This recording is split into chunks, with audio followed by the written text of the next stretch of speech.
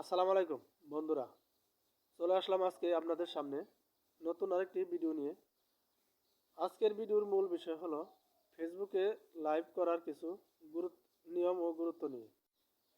কথা না বাড়িয়ে চলুন চলে যাই মূল আলোচনায়। ফেসবুকে লাইভ করার আগে কিছু নিয়ম মানা খুবই জরুরি।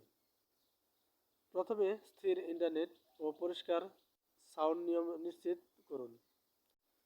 কপিরাইটযুক্ত গান বা ভিডিও অনুমতি ছাড়া ব্যবহার করবেন না।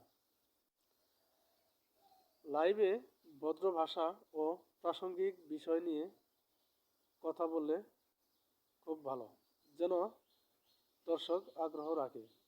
নিয়মিত নির্দিষ্ট সময়ে লাইভ করলে ফলোয়ারদের আস্থা বাড়ে।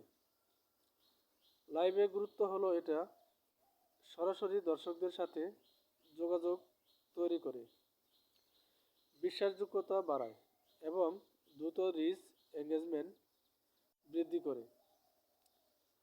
সঠিক পরিকল্পনা ও ধারাবাহিকতা আপনাকে সফল করতে পারে।